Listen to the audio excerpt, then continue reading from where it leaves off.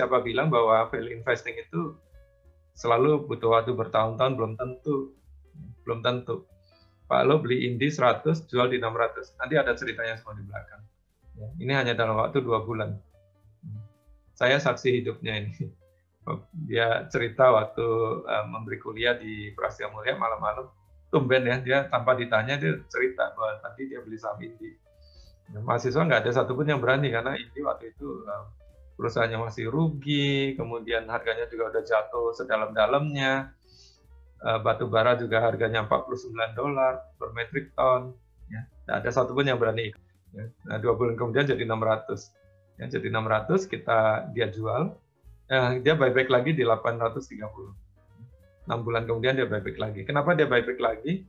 Ya karena dia melihat bahwa Indi ini punya perkembangan yang sangat bagus waktu itu ya.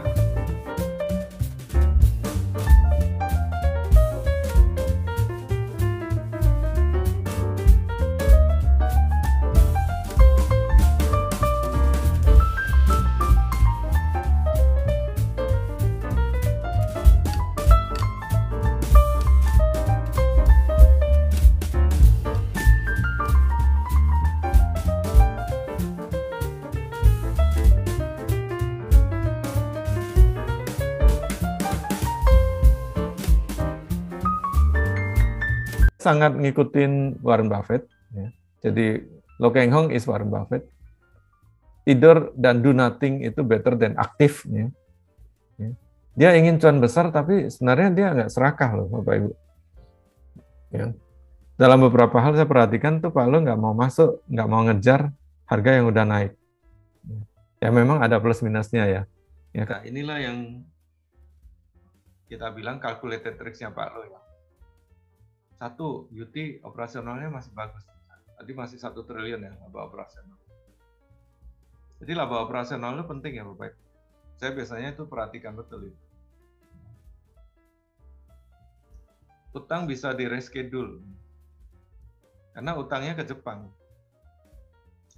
Pak Lo cek kreditornya siapa? Oh Jepang. Jepang tahu, kreditor ini tahu bahwa perusahaan ini adalah perusahaan yang bagus. Dia tahu manajemennya Astra seperti apa. Kalau krisis berlalu, Pak Lo yakin UT bisa pulih. Nah, ini nih adalah masalah prospek.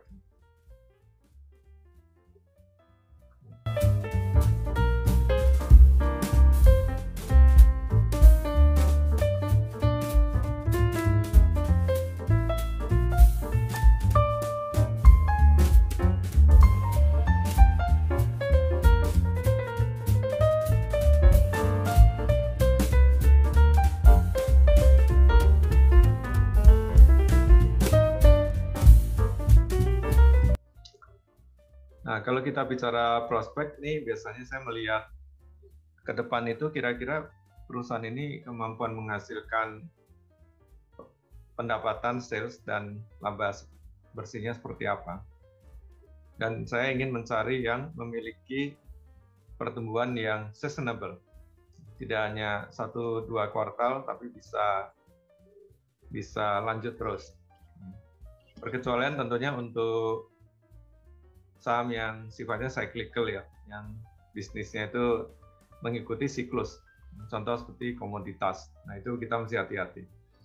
Komoditas itu kan dia memang gerakannya itu kan naik turun gitu. Menyesuaikan dengan siklus bisnis.